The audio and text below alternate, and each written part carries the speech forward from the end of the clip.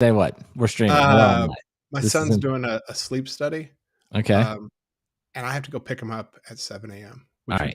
We'll work it out. We'll work out the scheduling stuff. That's not the streamers didn't come for us to talk about calendaring. Although maybe they did. Maybe they did. Maybe there's no more enterprise subject than calendaring. Maybe that's a tease for. I don't know if you listen to the John Gruber podcast, which you don't, but it was funny. No. They had one of the creators of like one of the Mac apps. It's like calendar apps. Anyway, they also that same company also made an app for contacts.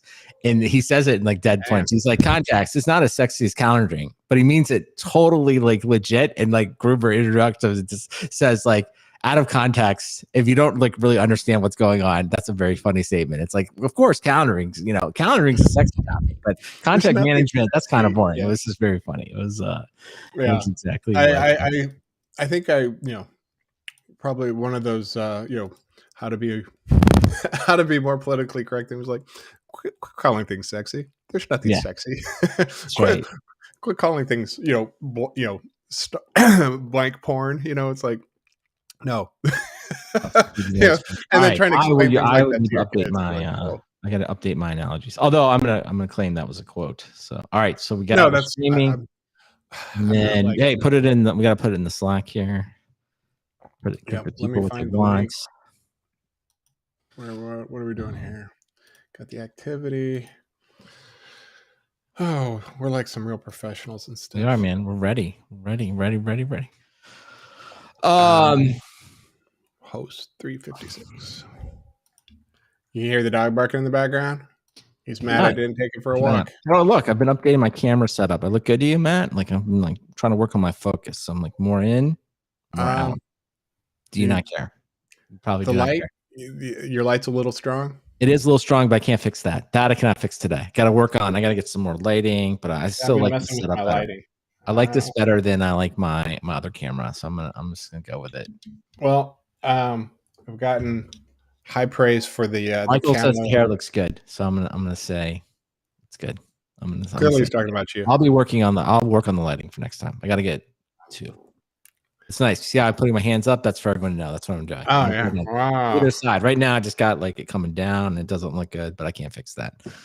I figured out if you go with two lights, you can get rid of the shadow from your That's what I need. That's exactly the problem. Right now, I don't have the problem with that is I don't have two lights. That's the only thing stopping me. Plus, I have this sunrise coming up behind me. You got it. Yeah, your situation's it's getting good. Suboptimal. Yeah, you have to get some shades or something. That's why they say I've got a voice for radio or a face for radio. All right, I'm recording. Are you recording on your end? Not that it ever really need it, but Audio Hijack over here. Guess what? Audio Hijack needs a patch. Yeah. God, I didn't even know that. I was just joking. Skip for now. Oh, that's right. Next time, Audio Hijack. Next time. Sure. Next time. Tomorrow. You go with these topics? I'm always good with the topics. What are we talking about?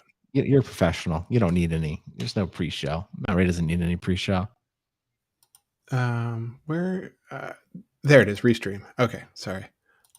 Clearly, I'm using this app every chance I get. Hey, when we get off, I want to test. I actually do want to test something with you when we after we finish recording. Maybe we'll do it live. I want to have you share your desktop and me share mine. Just kind of like want to play around with it. So. I'm trying to get ready to do some live. We'll do some kind of live demo at some point. I keep threatening to do it, but I'm going to make it happen once I learn how to use all these tools. So, all right, I'm ready. Are you ready? Hey, we're live. We've been live for like a while. No, I mean over on Twitch. Yeah, we're live. Oh yeah, baby. Twitch is working. Okay, so today, what are we talking about here? Apple. Okay. You got new earphones here? There's no headphones for you. No, man, these are my Audio Technica ones. They're so old, like all the audio, all the labels wired, right? Is there wire? Is there like a wire hanging down? There it is. Okay, I was like, you're going Bluetooth? I don't like that. I don't like Bluetooth recording. I'm we're full of podcasting, no Bluetooth. Yeah, for sure. No. Now you got me double checking all my settings. Oh, you're good. You're good. I just was. Ooh, stereo audio input. Do I want that? Yeah, I don't need a virtual background. Get what you get. Okay, so let's see. Oh yeah. Debian network install. I should write that up.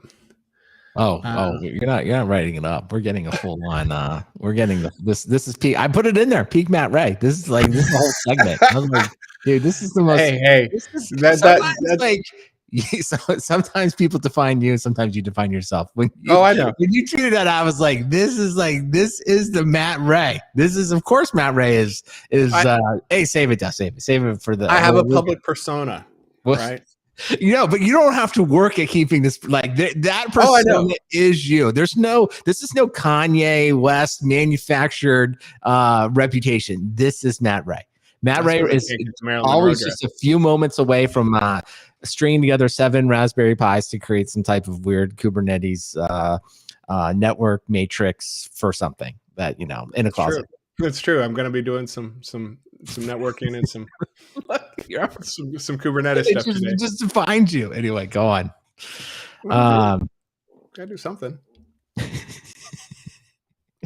Yes, you do. And when I go back to Austin, do something. I'm going to go to my storage unit to see what kind of electronics I can bring back. Oh, that should be we should live stream like you returning. You either should live stream from your storage unit, like a version of Storage Wars, and actually show it's still in there.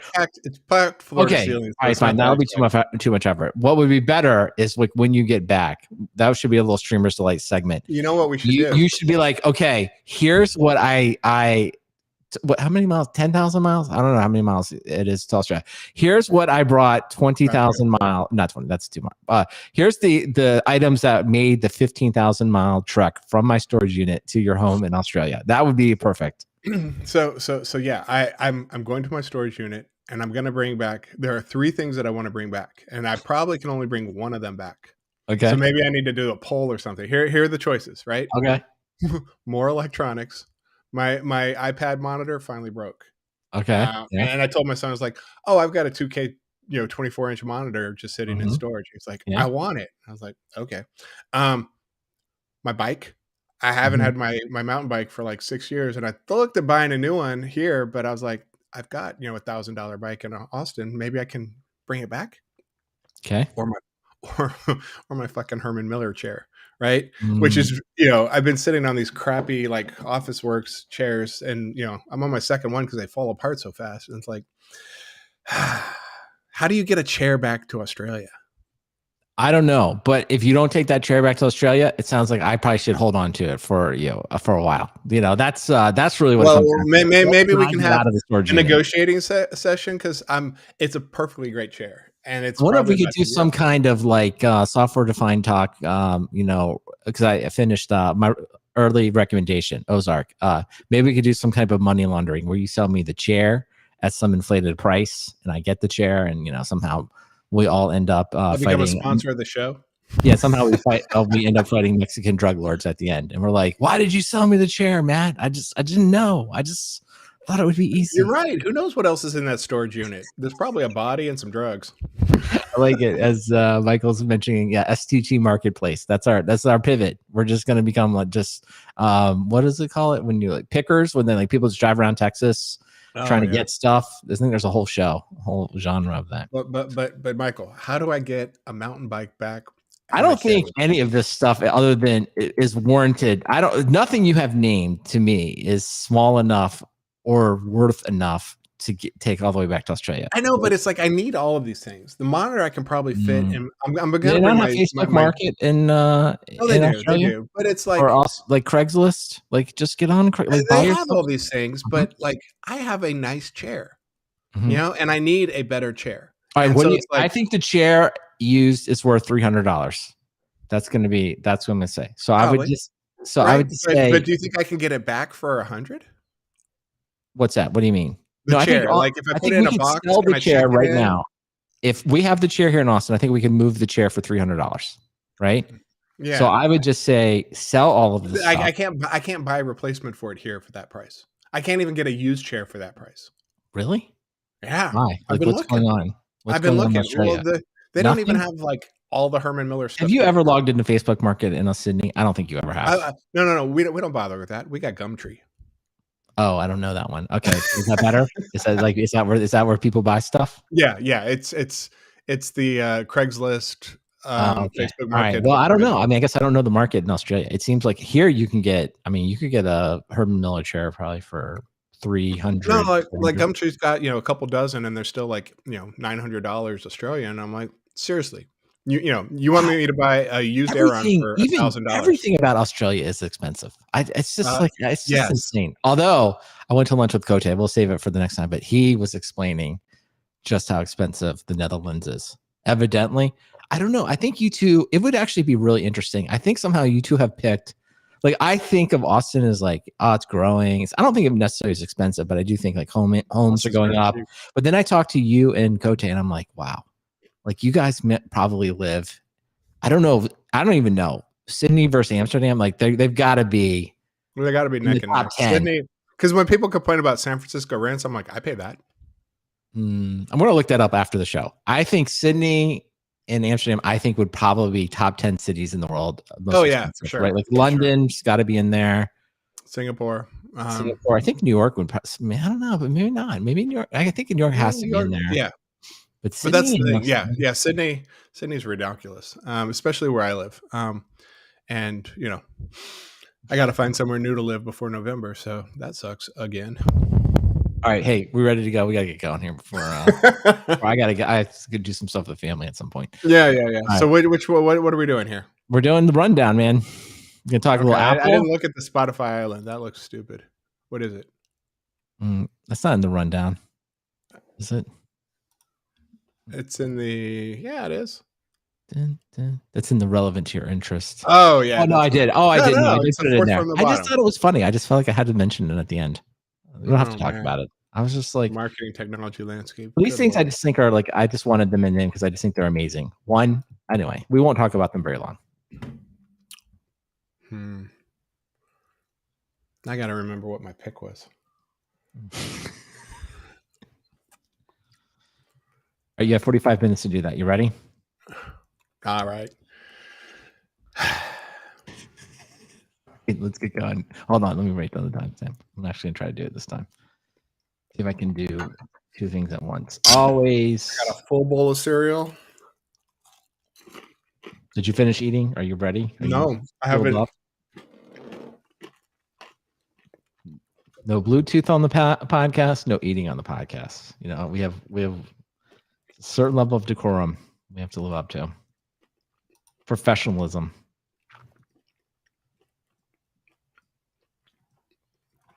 Come on, Sydney, make this list. Tel Aviv, Paris, Singapore, Hong Kong, New York. You're kidding me. You're kidding me. No Sydney. No Sydney? Unbelievable. I would demand a recount.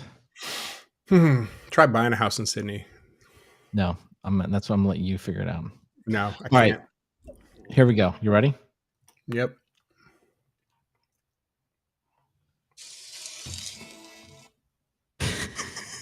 My alarm going off to wake up. Everything okay? Matt, are you ready? Is everything on silent? Everything's on silent. All right. It was just timing.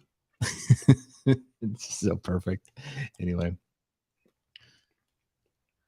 Well, we talk a lot about transforming technology. We talk about how companies are constantly adapting new types of technology. And generally, I think lately I've been thinking a lot about like there are more and more people embracing digital transformation. And I think we should give ourselves all a round of applause. Many legacy companies, as we've been talking about, have actually adopted some new digital transformation projects. But there's always work to be done. And then I propose to you, I want to propose something that I want everyone to take into consideration for their next digital transformation project. And here's what it is. I'm going to call it the Waitlist Feature. Now, where we are in digital transformation is many people have now built a portal for their sites where you can log in, you can register, and that's great. In here in Texas, in fact, texas.gov now has a portal. You can log in, create your account, register your house, pay your property taxes, do your driver's license, pay your car taxes. It's fantastic. Great job. That's what we want to see more of. But what I have found here that is missing from all of these sites is what I'm going to call the Waitlist Feature. Okay. Now here's the situation, right? There is something you have to schedule but the thing that you're trying to schedule has very few appointments available, right? So today, the way this is handled by most digital things is like you just have to randomly log in and hit refresh over and over again to see if your appointment time, if someone will cancel, like they'll just cancel, and then you're online at the right exact moment that you then click on it and you're like, I'm going to get it. And then you have to quickly fill out the form before they're like, oh, sorry, that space is taken, because there's a team of what I always envision millions, but it's probably just like 10 other people on the site simultaneously fighting for this one specific spot. Now, these can be very trivial things, like maybe you're just like trying to get tickets to a concert. These can be things that are much more important, like maybe you're trying to like see a specific doctor. Almost anything to do with citizenship, if you will, registering for a passport, all of that kind of stuff, where there's precious few appointments, right? And so you just, while we wish there were more, you just have to be online. So yes, what I am hoping for, and maybe Matt, you'll tell me this already exists. It's like, I'm not sure what people are using today. Like, I assume everyone's writing something in Node or one of these popular web frameworks. So, and I think a lot of them come with like kind of user management, like here's your users, here's how you save them, here's your password reset, all that good stuff that we need in digital transformation. But what I'm proposing is somebody needs to write the ultimate wait list, if you will, Node.js library or something that can be plugged in, so that anytime someone is creating a site where they think they're going to have, if you will, some competition for spots, they can just be like, you know what, I got to enable the waitlist feature. And it's the library waitlist.npm. Yeah, it's like, and it's just as you're kind of setting it all up, you need password reset, you want some MFA, whatever, some profile management. And then you also say, I need to have the waitlist feature, because what I think we all want is to say, okay, and I agree, like it can be a first come, first serve, like if you're on the site, but rather than just madly clicking, doing the old F5 on the browser, constantly refreshing, what you would do is you just put in your name, be like, okay. And then I think in the waitlist feature and this magical library that I want something to create is like, they can just set up the rules. They can say, okay, like, all right, you can be on the wait list. You're on the wait list for however long they want to say. So maybe it's like a week, a day, whatever. And then they can even say the rules, like, all right, give us your phone number, and when we notify you, you get however many, 30 minutes, you get 2 hours, you get some they're tacking in some Twilio in there. Okay. Yeah. In fact, we could get some Twilio in there. So that's what I want. Somebody to come in and say, like, and so they can define the rules. So I want, again, I understand that the people that control these sites probably don't care, because they have so much business. They obviously, like, it doesn't matter to me. They're like, it doesn't matter. My appointments will be full because I'm in such demand, right? So this is what I want. I want them to, but that's why I believe it has to be a library that somebody just creates. Brandon. Yes. Proper NPM ecosystem. You should write one, because clearly one already exists. But you should write one and put a good backdoor in it. So if your name is Brandon, you always move to the top of the list. People adopt it widely. And then when you get tired of people using your software, you just yank it and bring the ecosystem down with you. I'm just letting this shower over me, and like this level of genius. Like, there's all this talk about like, open source for bad, but what about backdoors just for yourself? Open source for good for me, bad for you.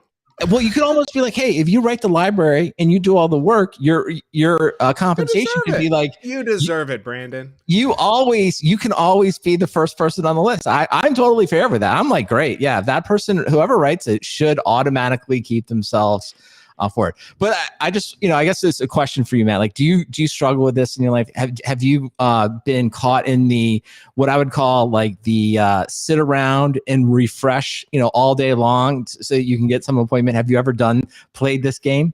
Oh yeah. I mean, when so when they first rolled out like the COVID vaccines here, right? It was, we have 80 slots today. And, you'd be sitting there and they'd release them like, here's the next week of prescriptions. I'm like, I need to get 5, right? Or that kind of nonsense. And it's driving halfway across town. And so, you'd get one, you'd get one like, months in advance, and then you'd spend the rest of your time like, has anybody dropped? Can I, you keep refreshing, like, oh, here's some slots that opened up 2 weeks before that, because that's the most recent. Right now, They got that Doctor Strange movie about to come out, and my Yes. son, I think it comes out today or tomorrow or something. And for like the last 3 weeks, my son has been like, "Look, the theater's empty. We need to go. Opening day." And I'm like, "That's not how it works, right? Everyone's gonna buy. They're just gonna roll up and just buy tickets and go sit down, or whatever." He's like, "But it's empty. The online reservation system shows the theater's empty." I'm like, "You can't trust it. It's not going to be right. empty. We're not going to sit neck to neck in a country with like this COVID rate, and most of the people not even wearing masks anymore." And anywho, so yeah, they still got it going on. I'm clearly still dealing with that kind of stuff, and if you put the Brandon backdoor in it, I could say like, the theater is full to everyone else, and I could have the theater to myself. That'd be pretty sweet. Well, you are hitting on so many good ideas here. One, the creator of the library should definitely put themselves in to have some type of backdoor. But then two, like a couple things you've already added to the requirements to this is like, one, we need bulk waitlist waiting. Your situation, you need 5 appointments, right? That's like almost nearly impossible. Hadn't thought about that one. That in itself, like the reason I'm on the waitlist, I got to have 5 appointments. I want them all to be around the same time in the same place. So that's clearly. Wait. We can even go like theme park style on this. Like, I got $5 as I move to the top of that list. This is my point. This is where I was going. Hold on, Matt. This is where I was going. Like, I know you probably haven't been in a while, but like a few weeks ago, I you got your fast passes and Disney Plus. That's our Disney Fast Pass. Or I can't remember what they called it. I just forgot the name of it. It's not Disney Plus. That's the obviously the TV network. But like, yes, the Fast Pass is what you need, right? Because then you could charge a little extra and say, "Yep, just because." And I think we should just hire the team from Disney that created the whole. We're gonna need to throw some Imagineers at this problem. I think so, because Disney, like if you think about every single ride is sort of in demand, and I think there's something like I don't know, some incredible amount of people go to Disney per day. It's like tens of thousands. It's like, so they've scale tested this thing. They figured it out. They've got a ton of good characters. And so why not, even if they want, they can throw some advertising in this as well. Like on the email wait list, you guys like, hey, you're off the wait list. And you know what you should do? Go to Disney World with all that extra time. Anything like that would be fine with me. I think Disney is the perfect people to fix this. All right, perfect. That's a good end. I do want that to happen, though. Although I haven't had it yet recently. It was like, oh man, the wait list. Did you actually get 5 appointments? Not really. I mean, they rolled them out at different ages. Right. So, so my wife and I got ours, and then, my son turned 18 and he got his. And then, then they finally opened it up to, 15 to 18. My daughter got hers. And, so I've got, all the adults and my 15-year-old have, the two and 1 booster. And then my 12-year-old only has the 2 shots. And now that I'm thinking about going to the US, I might actually just get myself a booster while I'm there for the hell of it. Because I can get it there, but I can't get it here. Are you? I gotta see. Like, I think we're up to. Are you already? Is this will be your second booster or your first? No, they don't have. They haven't approved second booster here for under 50. Yeah, that's where it is here. But I think people are starting to get them here, so we'll see. We'll see what happens with that. I can just like rock up to a CVS and help myself, right? Yeah, pretty much. I think so. Pretty much. There's no questions. No one ever asked any questions. They're just like, yeah, here it is. So there's plenty of. Yeah, you got to do that while you're over here. Why would you want that? COVID's gone. Yes, exactly. Well, I like Brian though. Like, I like this. Brian saying in the chat, like sounds like his doctor has like gamified it. Right? It's like last week. I like this. Asked me if I wanted to go to the doctor, and then like if the first person is scheduled back, so it's like a winning. So that would be the next thing. The gamification of this would be next, right? Like you're scoring points. Can you win? No, it's gonna turn into like some sort of Bitcoin scam thing. Everything does. Everything becomes a Bitcoin scam. All right.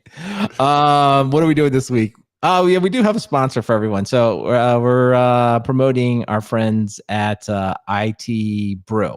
They just started a newsletter, so everyone should go check out the IT Brew newsletter, and the link will be in the show notes. I don't have it right.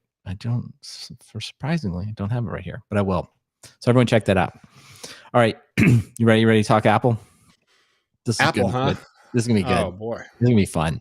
You haven't even read this article, have you? No. I like to go into things cold. All right, here we go. Oh, hold on, let's move right time. 22, 24 minutes. I can't read the article. Paywalled. That's right. That's the way I want it for you. Okay. All right. I'm going to take another bite of cereal. All right. Get your food. Get your food in there.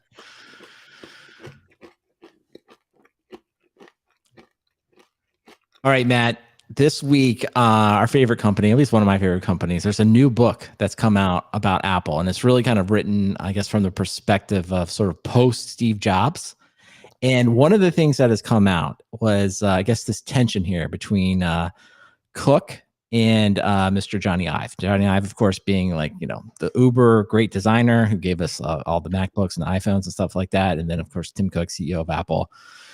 Generally considered the numbers guys, the operational person, not the creative person. I see you. So that's right. So this was an excerpt from this book, which I've not read, but it sounds good. It sounds like, I'll read a little bit here from the article. It says, the Apple Watch was slated to be introduced to a local community college auditorium near the company's Cupertino, California headquarters to bring cosmopolitan gloss to a suburban landscape of strip malls. Mr. Ive recommended removing 24 trees and erecting a lavish white tent. Now, before I go any further here, Matt, what do you think something like that would cost? Like, what do you think? Like, if I'm asking you, I'm like, hey, this is what we should do. What would you fathom? I guess at such an endeavor. Oh, geez, the trees are expensive. It's going to be a lot. I mean, I can see the article, so okay. We'll get to it here. So his extravagant vision wasn't going over well. Quote, they want $25 million, a colleague said of the event's price tag. And then, so this is the part that shocks me. One, I have no idea how much it costs to move trees around, but I am blown away. I have never, I've been a part of many product launches, right? I have never, at least something around this. I mean, some big ones in Vegas and some crazy stuff, but I have never seen someone come out and say $25 million. I don't know. I think I would just in the room. They're big trees. They're big trees. They all the money Austin spent on like treaty. Even as I was reading this, I felt anxious for Johnny Ive. Like I would be scared to say that number out loud. But anyway, but goes on to say, good point from the thread from the comments here. It's not what they charge.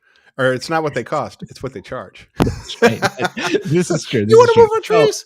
But this $1 million each, right? It's more crazy because you think of Tim Cook as the numbers guy. So it goes on to say that, quote, this is Tim Cook says, we should just do it. So he agreed to do it. And so, and I guess, and this is what I think is more crazy, is it said that to many presents at this meeting, Mr. Cook's approval seemed like a win for Mr. Ive, but the designer would later recast it as a, horrific victory.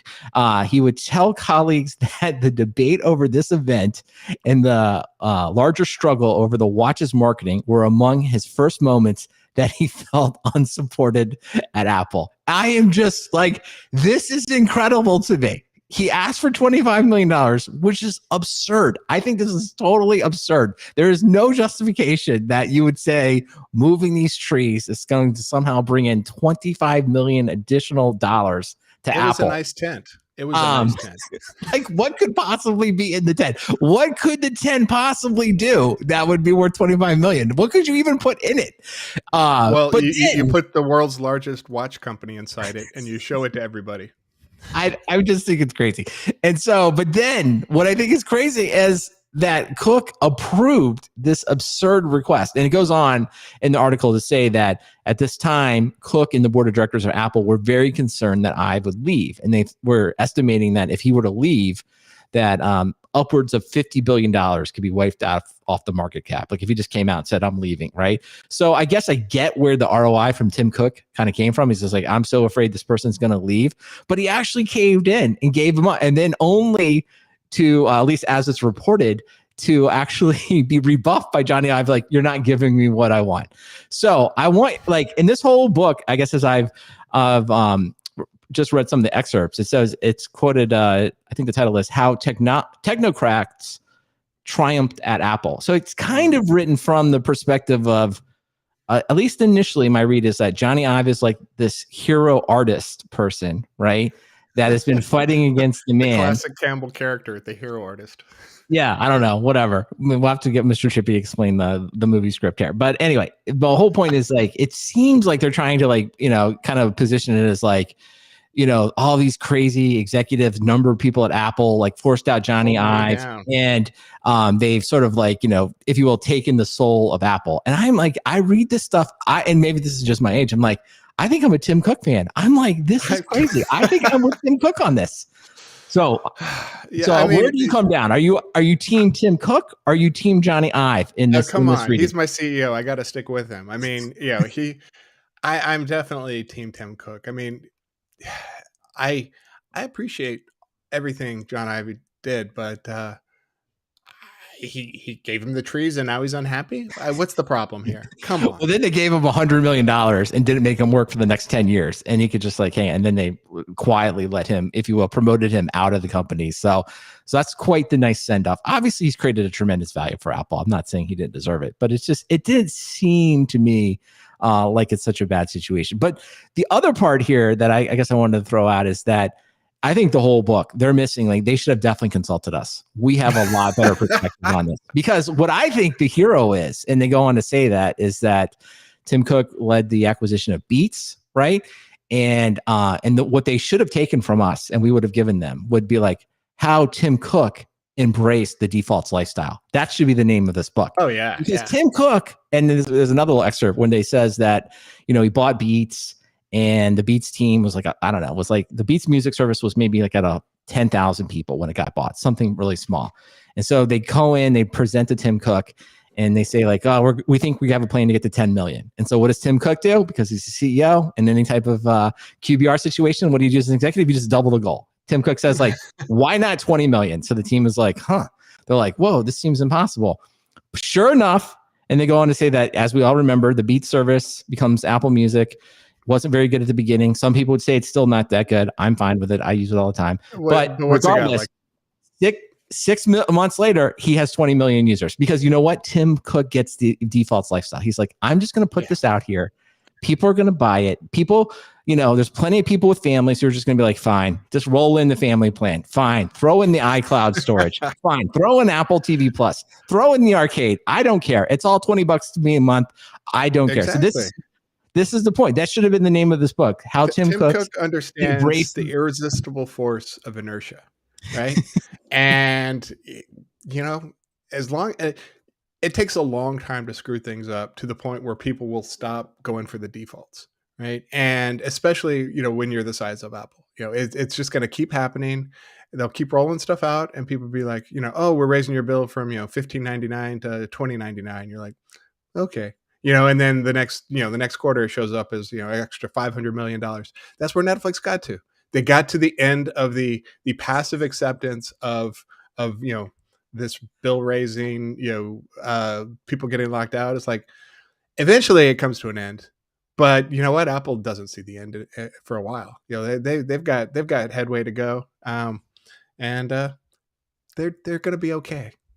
No, I definitely think so. Well, I like the fact that, and I think that's the whole point, is like he figured it out. And so the other thing I think is interesting, and I wanted to get your take on this, is like, it's hard to know when Johnny Ive actually stepped away from like the day-to-day design, right? Because it's almost like, it would be great if each product sort of was signed by like who designed it. Like, because I don't think we totally know. Like my Steve Wozniak Apple IIgs. Yeah, it's like, okay, who was really behind it? But I would say, and I want your take on this, is like, I think the Apple products, and what I think is the post Johnny Ive era, have gotten a lot better, because they're just doing what I think are like the simple things, like they're adding back ports, right? They're sort of like I mean, the ports of the devil's interfaces, right? I know, but like, it's been great. You let Isn't that it stuff great? in, and you get rid of the smooth lines. Isn't it? But HDMI is so big and chunky. I know, but I love it. I love it. We have our ports back, right? I think that's great. They even, the Mac Studio. You know what the Mac Studio is? It's just a little desktop computer that, like, it's great. Yeah. It's just in a box. But you know what's great about it? So you can hook up as many monitors as you want to it. You just go right there, get the ports, do whatever you want. This seems like a fantastic development to me, right? Yes, you know what's great about the new keyboard is that it actually works. The new keyboard, like when you press the buttons, it actually displays the characters on the screen, and it's okay if you put some food in it. So I don't know. Meanwhile, John Ive's crying into his $100 million, going like, I'm gonna launch the iPod Hi-Fi 2. Right, but I just think, and it's going to be sleeker. I know it's going to have nothing. It's not going to even have. It's going to have nothing with it. But don't look at it. So I don't know. Like, would we say I don't know. What would you say? I'm assuming those products were, if you will, developed in the post Johnny Ive era, Oh, where I'm sure. where they're just like, someone's like, what we should do is just add a port, and there wasn't anyone in to be like, just to your point, like there wasn't someone demanding a $25 million trees to be removed and be like, there's no way we'll ever putting any port on this thing. Over my shiny gold plated corpse. Yeah, I mean, if you think about it, like most of the products coming out now are they have a slightly more utilitarian feel, but the keyword is utility. They're like slightly more useful, which gets some of the complainers back on board. Yeah, the real what's going to kill John Ivey is if they put the headphone jack back.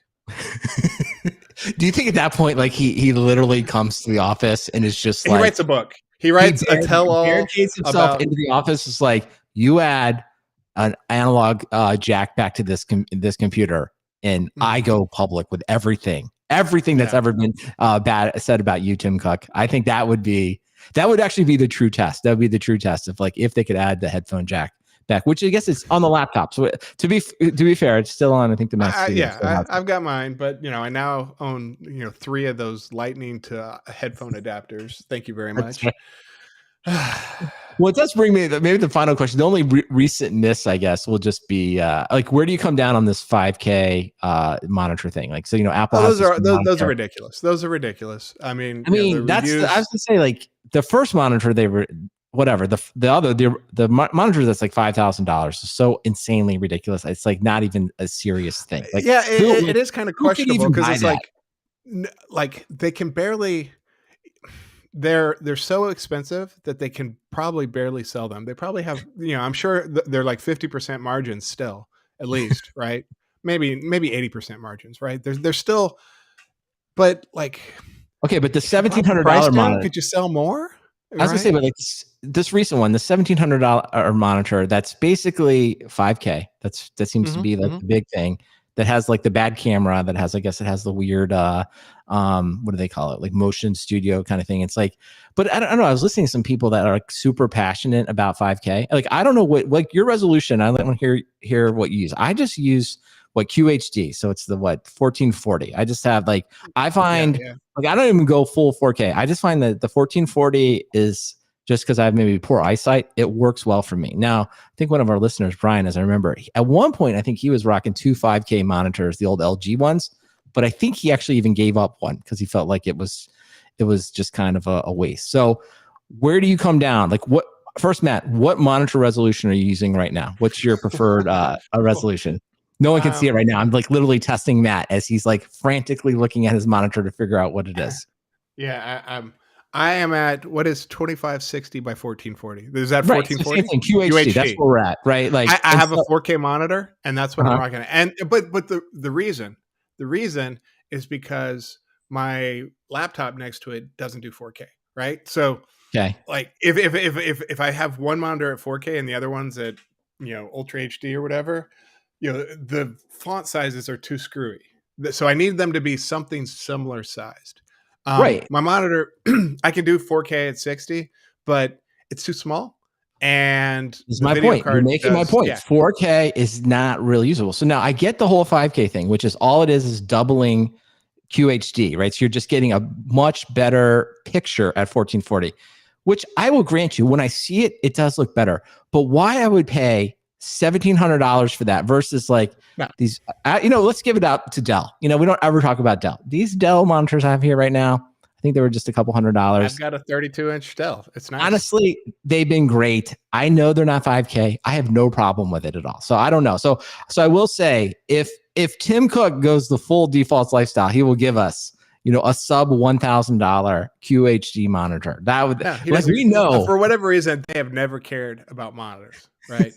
but the thing is, like, clearly they have the technology because they can make iMacs in affordable price ranges.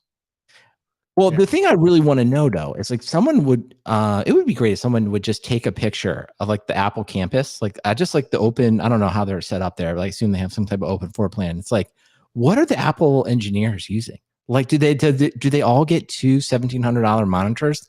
good luck getting that by the expense team here. Like there's no way I can be like, I need $3,400 for 2 brand new monitors. I mean, like it wouldn't even make it first level. It would be rejected so fast. So, well, so they get an employee discount of like 10%. Well, I want to know if everybody in Apple is using the new monitors. I guess it'll just be one more reason we should all go work at Apple. But to wrap this up, I'll just say, hey, listen, Tim Cook, don't believe the haters. We know you brought us the default lifestyle, and I'm fine with it. So I'm fine that Johnny Ive, the fact that he has this $100 million and he's out there driving around designing. Well, who did the AirPods? Was that Johnny Ive too? That came as part of the watch. That was part of the watch thing because they wanted a way to kind of like decouple that. So I think that may have been a Johnny Ive. That's huge business too, right? Yeah. So maybe, hey, Johnny Ive, if you did that, we shouldn't say, again, no hate to Johnny Ive. He's done some great things, but hey, the $25 million for the trees, that's over the line. Even for you, that's over the line. That's just crazy talk. So, you gotta have all right. Well, we wish everyone Apple well. And somebody confirmed to me, I want to know if everybody at Apple is rocking these new monitors. I guess I want to just be jealous of that. So great for you. But I know the rest of the world isn't. I know because we go out there. We go to these, visit our customers, Matt. We don't see these monitors. We see a lot of Dell monitors. That's for sure. I've never seen one. Now, the other big news, Matt, is this is it. You've been waiting, I don't know, at least 5 years for this, Matt. This is your moment. Apple, Google, and Microsoft have teamed up on passwordless logins, which basically just means they've all agreed they're going to support FIDO, FIDO. And that's just the long short of that, and everyone can read the link, is that basically is the way to use public private key encryption to authenticate the sites and not to use passwords. It's been around for a long time, probably at least 3 to 4 years. The problem is it hasn't really widely been adopted. But Matt, you have been a YubiKey fan since maybe the entire time YubiKey. I was afraid you were going to bring that up. No, this is it, Matt. I was like, this may be the moment. You've been carrying around these USB YubiKeys for years. I got like 2 or 3 in my little plastic bin over here. This is your moment, Matt. Are you ready? Do you have your YubiKeys, and will you be adopting this? I assume you've already adopted it. Will you be adopting? You're outing me here, Brandon. You're outing me. So I got a YubiKey a long time ago, and it was the pre-FIDO model. Okay. And it hardly worked on anything after a while because everybody upgraded to these new standards that are now being fully adopted. And I never bought a new one. I just went to the Authenticator app on my phone. Matt, I know. Matt, you've crossed over to the dark side. That's what I was going to ask you. It's So I think YubiKey, I guess we should quickly explain everyone. Matt, why don't you give us everyone a quick primer? What is the YubiKey and how would you actually use it? So the YubiKey is a hardware dongle that has a private key in it. And when it's connected to your device, the device on the other side sends a password and sends a challenge, and you encrypt it with your key and send the response, and that's how they validate that you're the actual owner of that physical device. And so they consider that a 2-factor authentication mode. And so if it's probably safer than a phone because you can't hijack it, and it's a physical device, so you can carry it with your person and keep it on a keychain, as I did for many years. But I did stop using mine recently. Like I think I probably stopped carrying it about a year ago. Now, this is my point. I think I've been on record. First of all, no one should ever make you to pay for a YubiKey. If you are not a YubiKey evangelist by now, you should be getting all of this for free. So they immediately need to send me some new ones. I think I've been on record for the entire time saying I don't think YubiKey is ever going to work. But FIDO, and as you've kind of demonstrated, and using your mobile device as basically the, if you will, hardware key, I think that is destined to be the solution. And I have to say, I mean, we cover a lot of boring stuff here. I'm not gonna lie, and I know people think passwords are boring, but I am actually somewhat excited by this. I was like, this actually, because they even kind of say in one of the articles, it's like, if you go to any security conference anywhere, right, there's always like death of the password, passwords are dying. Like, I mean, we've probably seen this for 20 years. I've been at a conference probably at least 15 or 20 years of going, where someone's always claiming the password's going to die. And of course, we know it never really dies. But I was like, this is a tiny step forward. And I guess the distinction here is they're going to let you register and sign up using the FIDO login. And then most importantly, you're not going to have to, if you will, log in with your password every single time to, if you will, quote unquote, let Google use FIDO and then let Safari use it. So to me, incredibly exciting moment. So what do you, I'm bullish on it. I'm actually going to go the other side and say, like, this is actually going to get some traction. I think there's been enough failures with passwords that now is the time for people to actually go out and have to learn a little bit more about authentication. Matt, is my optimism warranted in this situation? What do you think?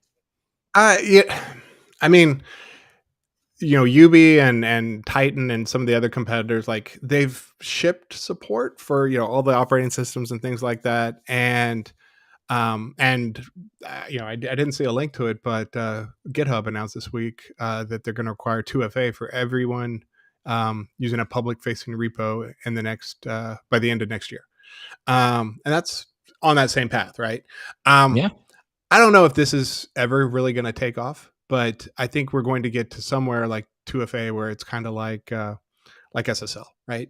It's going to become out of the ordinary not to have it, and people are going to be like, "How come I don't have that?" But I don't know if it's going to be a physical device still. Well, that's where I'm still kind of. This week, 1Password 8 came out for the Mac. Love it. Use 1Password all the time. That's the preferred one software vault for software defined talk. Matt, this is where you and I share our secrets. And I've, you know, slowly introduced, I think I mentioned on the show before, my family, even my extended family, I've kind of gotten them into 1Password, kind of showed them how to use it. And it's a difficult kind of transition. Like, we've all talked about that.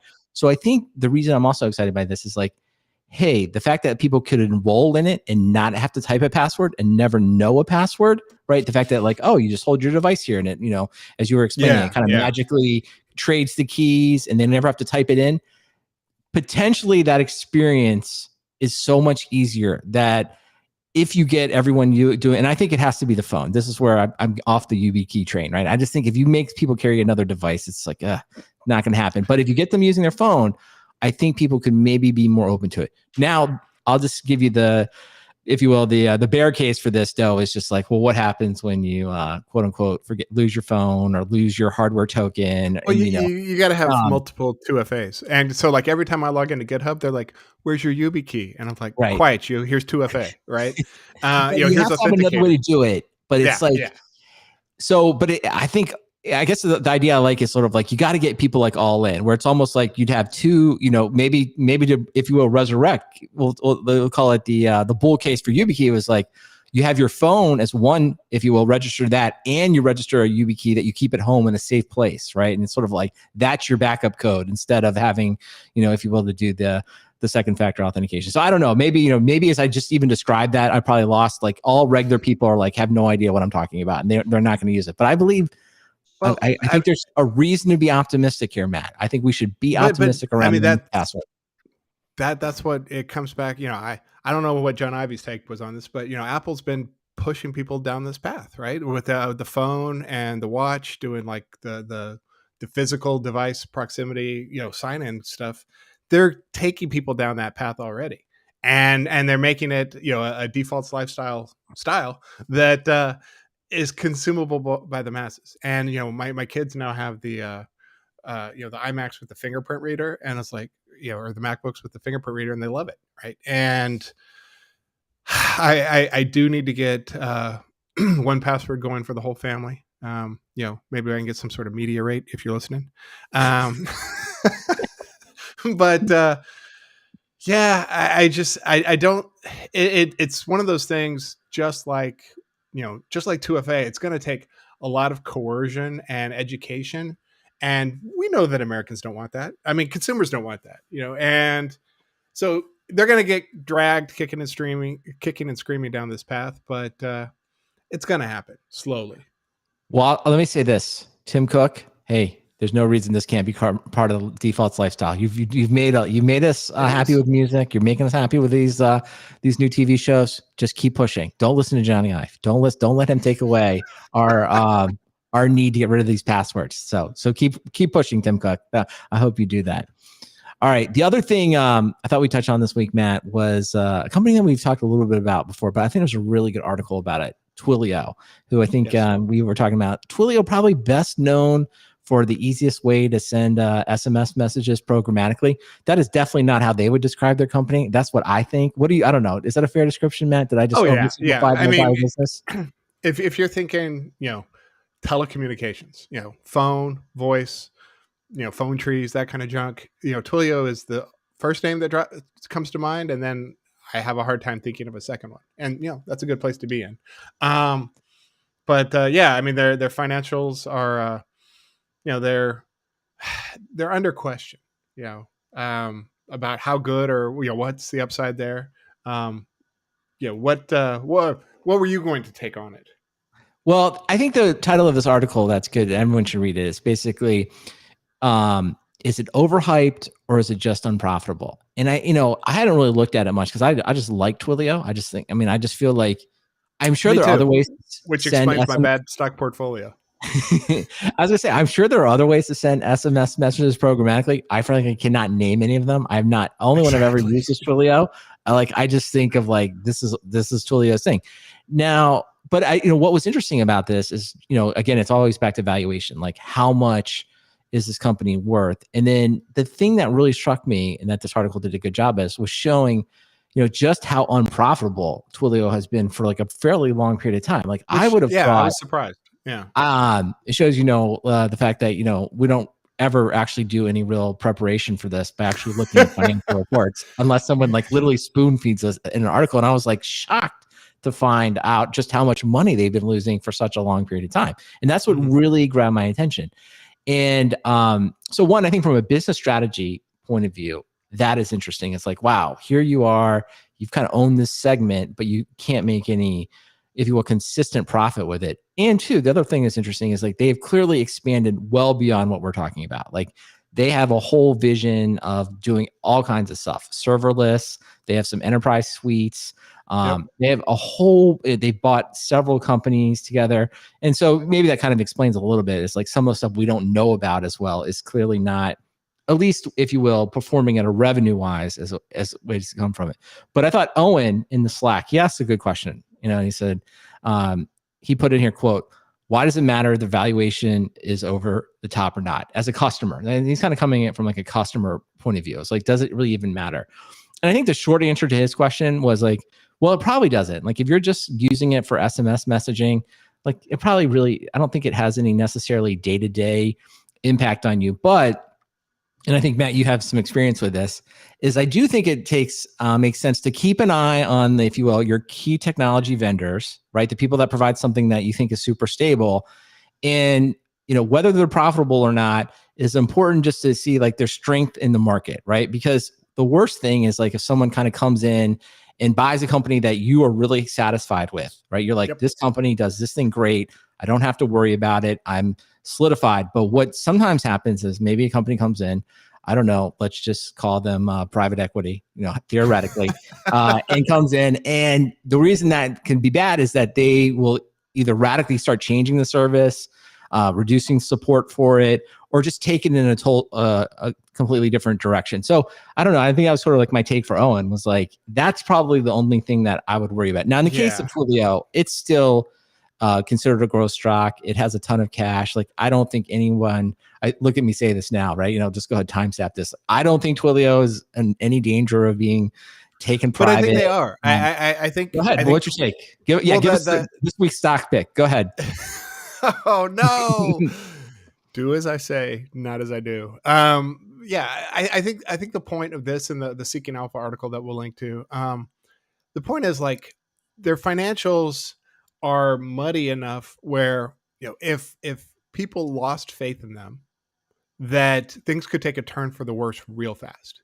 Where some private equity could show up and say, "Look, you guys have had this much time to turn a profit, and you're not. And I'm going to make an all cash offer to take you private and, gut the company in half and make 10% returns on this thing as a private company. And what are you going to do about it?"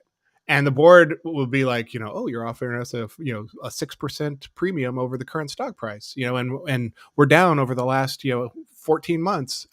Maybe we'll take that. And that's what they were kind of vulnerable to. I think that's what why we're seeing these sorts of articles is they're like, Twilio making $875 million a quarter in revenue, and why are they not profitable? And so when people look at that, they're like, well, shit, I can make that profitable. Yeah. Yeah, so I think we should maybe take it from three perspectives. I think obviously from an investor point of view, it's like you're just worried is the stock price can go up. So you can there's that perspective. There's the employee. Like if you were thinking about working at Twilio, you kind of want to think of like the health of the company, how it's valued, how well, if you were to get stock, how will that look like in the future? And then kind of dovetailing with that is sort of the end customers. It's like if you like Twilio and you want to use it as it is today, if they are in a vulnerable position, meaning that someone could come in and buy them, either one, they could stop the service you want, which seems very unlikely that they would. No, they're not going to stop. That Twilio is, I'm gonna go out on a limb here and say you'll be able to use Twilio for the next 10 years without a problem. I think you will, but the thing that may change, right? At least for the SMS messaging part, like I don't know about the rest of the portfolio. Like Twilio serverless probably is the first thing to get cut off by the private equity. They're like, we're not in that business anymore, right? Yeah. But the one thing that could change is the pricing, right? Is they could say, listen, because I do think Twilio at this point has good lock-in to the customers. I mean, as we already mentioned, like has anyone ever sent an SMS message programmatically without Twilio? I don't think it's been done. So they just came in and raised prices. Like most people are going to be like, that's fine. And they probably have some pricing power that's probably, we'll call it reasonable. Like they could probably do like a 10%, uplift, and everyone would be annoyed. Like Netflix, right? Right. But there is a point where they'd be like, okay, and now it's up 200%. And then everybody has to go in front of their CFO, and the CFO starts finding these arbitrary companies no one's ever heard of. Why aren't we using this weird company to do SMS? I just found this on Google. I mean, that's for everyone. But Twilio does have a moat. I mean, the moat is like they're everywhere. I mean, somewhere I saw a list of how many countries they were operating in. It's most of them. And that is actually a big moat. I mean, telecommunications is expensive to get into. And, so they'd have to, their competition is going to be regional, which, that's a problem, but not that big a problem. Because if you're a developer and you're working in more than one country, and now you're told you have to work with two systems or one system, you're going to go for one system. The pricing has to be bad for you not to go with two systems. And I think that's Twilio's strength is they can keep towing this line of, and as far as I understand, they're actually pretty cheap. And so like they could probably nudge their pricing up and increase this revenue from 875. See, I'm talking like a PE. I'm like, oh yeah, we're totally going to milk this thing. We got our customers over the barrel and we're going to charge them, 1 cent per 10,000 SMS messages instead of, 0.5 cents. And you know what? People will eat that without hesitation because developers are the expensive thing here, right? And supporting two SMS systems because you're in, two countries, that's the expensive thing. And so Twilio's got a lot of pricing power here. They'd have to really abuse it to open themselves up to competition. And the competition has a big moat to enter the market. All right. Well, while you were talking, I was updating the software defined talk private equity investments, and I got Twilio on the list here. We'll see if we can put together a good offer. And I guess kind of back to Owen's original question. Hopefully we answer it, but that's why it matters. It's like, hey, you love it. It's good. It's probably not going anywhere. You just want it. Ideally, you just want that vendor in a good financial position because nothing's going to change. Twilio, yeah. I still think Twilio's in a decent position, but I will say, because we have absolutely no idea what's going to happen in the future. It is one of those companies 2.0. If people suddenly become unhappy with unprofitable companies and their valuation were to plummet, it would be in Matt Ray's portfolio, at least. It would be Matt Ray private equity takeover target. So watch out for that. You never want to be on that list. All right, Matt. We're almost done here, but not a day goes by that I don't think of myself, man, wonder what Matt Ray is up to in his spare time. But Matt Ray, you tweeted out this week how happy you were that Debian installation just works as you're resurrecting what I believe is a dead laptop that doesn't even have a screen. Somehow you're like just secure shelling into it, I assume. Explain yourself. What? I guess two parts. What did you do? And maybe the more broader question, almost philosophical, is why? Why are you doing this? Go ahead. So listeners of the show, or people who know me, know that I have a penchant for resurrecting crapulent hardware. So I was just talking with some friends about back in the chef days. We had a hardware repurchasing program. Used hardware, employees could buy it, and the prices were pretty good. And so I ended up buying 5 MacBook Airs of the 2015 vintage for $150 each. And these were all used devices. Little nicks and scratches and scuffs or whatever. But one of the times the IT guy was like, "Hey, I've got this dead MacBook Pro. I'm just going to toss it in the box because ship it to Australia. We already paid for the box. You can have it." And I was like, "Cool. Free laptop." Well, fast forward. When I bought my phone and my daughter's iPod Buds, AirPods, Apple had a hardware trade-in program.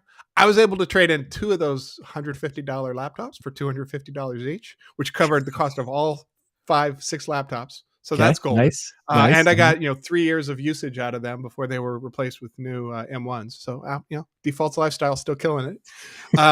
But that MacBook Pro, that 2016 MacBook Pro, the monitor was dead, completely dead. And it's a HDMI, USB-C HDMI. So you plug in the little dongle, and the video. Surprise, not well supported in Linux. So the installer first screen would come up, and then after that it would go blank. Okay. So I was like, all right, challenge accepted.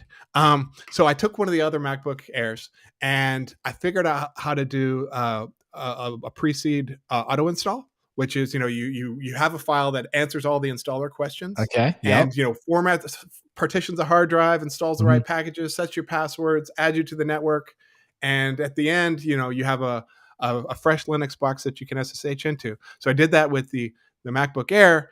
And then I had this MacBook Pro that I couldn't do anything except boot an installer. Okay. And so, I got the pre-seed working on the Air and handed it to the Pro, and of course it didn't work.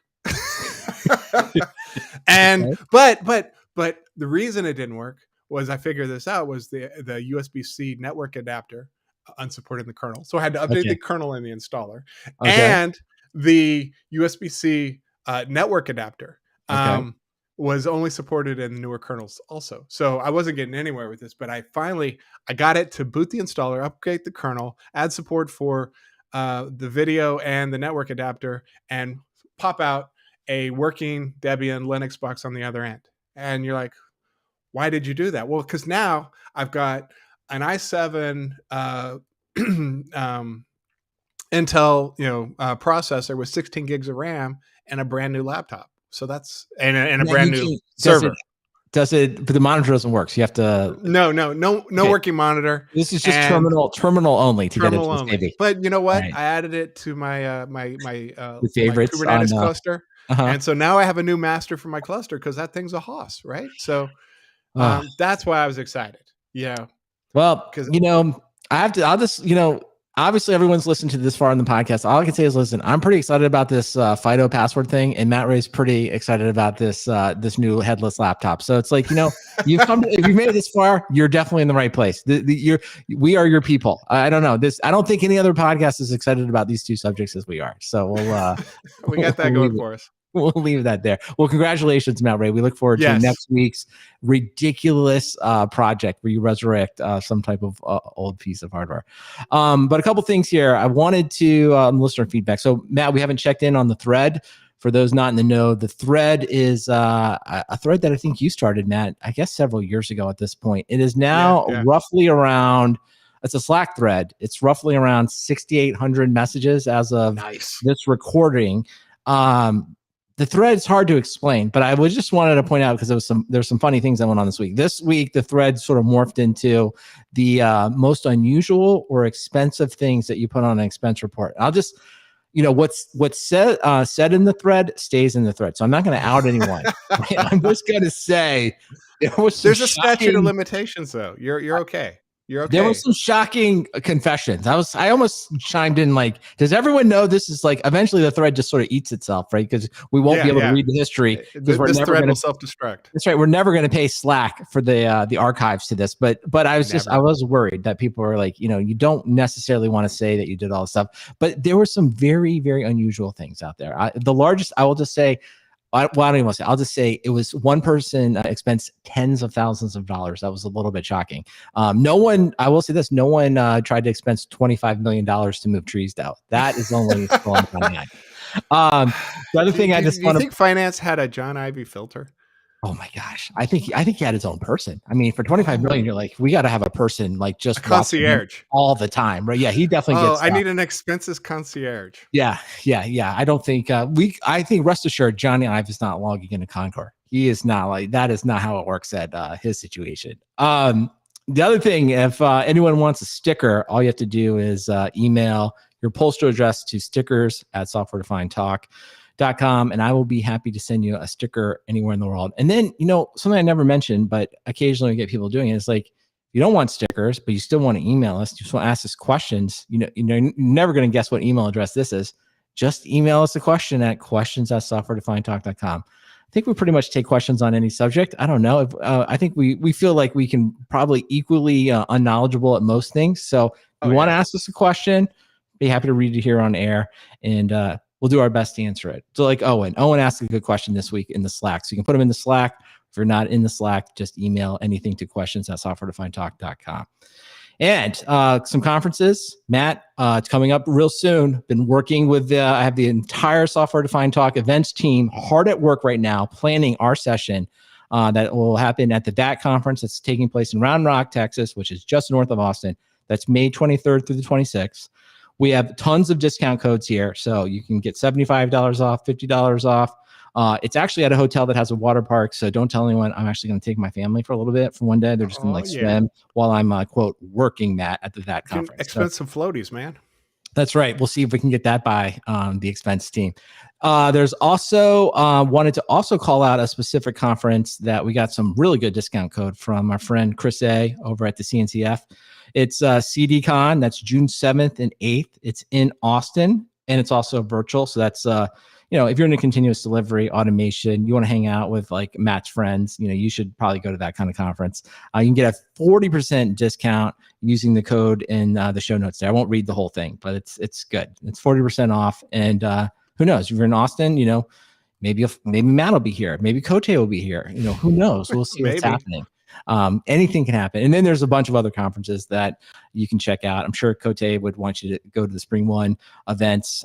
Those are upcoming as well. So go learn about Tanzu with Cote, and just, hopefully we're all kind of slowly getting back into going to conferences. That's generally, I'm excited to hear from Cote next week. He's going to give us a full report on DevOps Days Austin, so we can see how that live event went. Now, having said all of that, Matt, what is your recommendation this week as I look at it? Go ahead. Well, it's Debian pre-seeds. They're awesome. I'll give a shout out to them.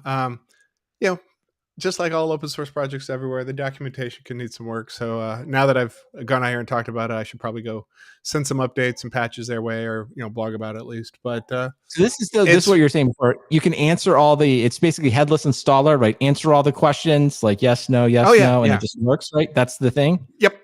Yeah, and there's a little bit of logic you can put into it, and you can do some cool things with DHCP. Using Ubuntu now, don't that? Isn't that our preferred? Well, it's the same difference. Ubuntu just takes the Debian stuff and find and replace Debian. The Ubuntu I'm uses sure the you same just made everybody at Ubuntu very happy with that. I like it. Go on. Bring it. I mean, it's if you're having trouble with some search terms, change it from Debian to Ubuntu, and you'll find the same answers, right? And so there were a lot of questions this week. Just go on, please continue. Mm-hmm. Yeah. So if you have, I mean, and this is the technology underlying like Power and everything else is pre-seeds. They're awesome. Kickstarts is what use, I guess, on the Red Hat side. It's just cool. It's cool stuff when it works, right? And everything in the cloud is already built on top of this. So it's cool when it works. And You know what I want? I want a pre-seed for the Apple TV. Where when I had to set one of these up the other day, and it's very simple to set up, but then you have to go through and like log into every single one of the apps. Oh, unbelievably painful. So hopefully that'd be great. I want to pre-seed. Well, like, all my so actually, maybe that's my pick for the week. Templating things. Automated installations of fill in the blank. Automation is just can we get the YAML file for the Apple TV? Probably not going to be in the defaults lifestyle. Not a lot of people asking for that, but maybe FIDO will save us in the future. Well, when you need to install thousands of Apple TVs, you know how to do it. That's true. It's like, I don't know. It seems not, again, my issue, not with Apple. My issue was just sort of like, I have to log in with every single one of these services, which probably means I have too many. Things.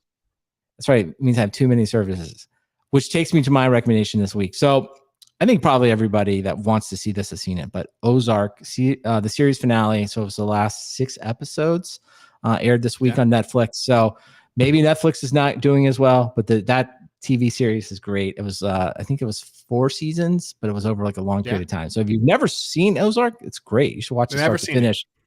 You've never seen any of it? Never seen any of it. Unbelievable. Hey, well, Lost just burned me. I wait for series to end so people can tell me if the series is worth watching. All right. Well, have you watched that? We haven't watched that, but you have Netflix. I know you don't have Apple TV. You don't have Apple TV Plus, right? You know, it's a seasonal thing. Okay. All right. Well, Ozark, season of Ted Lasso. You should go. You should go Netflix. I mean, you got 4 solid seasons. I think it's solid too. I think it's not so much like a mystery as much as like a character study. But I think I thought the ending was good. I liked it. Gave me something to think about. I felt it was worth. It feels like worth the effort. As an outsider, it looks like Breaking Bad. Right? Am I in for that? I think it's kind in of that genre, right? Like, yeah. Like I think some people would say Breaking Bad. Man, that's It's not actually. I don't know. Well, I mean, I know you're busy reinstalling Debian a lot, so you probably don't have any time in your day to do it. I got a job. Once you've set up your auto install of Debian and you need some time to kill while everything's automatically installing, you can watch the Ozark. That's when you should be watching it. So I really enjoyed it, though. I think everyone should check it out. I think you like Jason Bateman too, right? You like Jason Bateman because of his other TV, so it's a little different in this one. It's not necessarily big Family Ties fan, but yes, that's exactly what I was thinking. Mallory. Anyway, no, that wasn't. Was that Family Ties? I can't even remember. It wasn't him. It was his sister. It was sister. That's right. That's right. Anyway. All right. Well, we've gone on too long because now I'm confusing Jason Bateman with his sister, whose name I can't even remember. But I know she was Mallory in Family Ties. Justine? Yeah, Justine Bateman?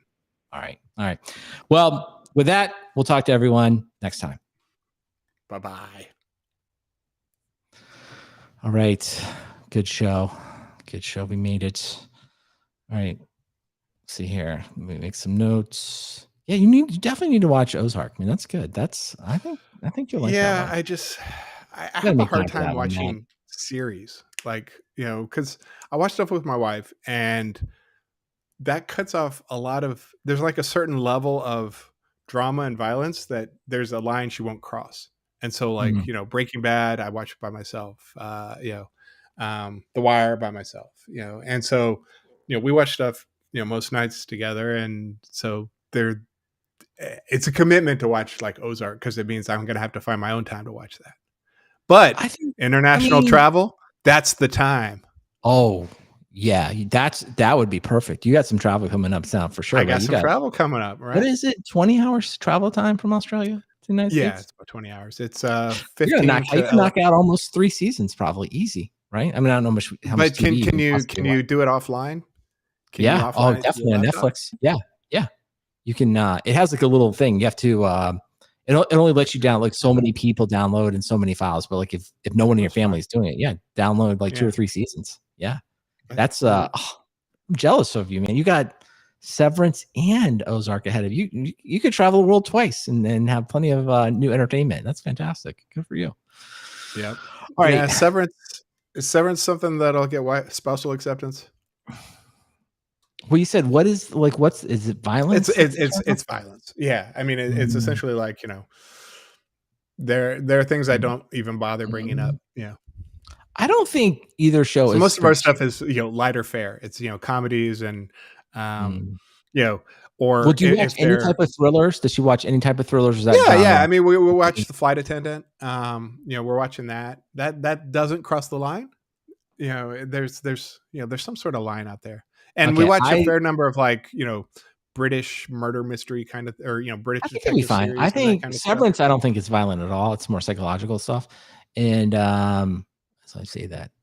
Well, I think it's pretty good. And then Ozark, I wouldn't say it's overly violent, but again, it's more psychological. There definitely is some violence though. So I don't know. Yeah. I hesitate to make a strong commitment on that.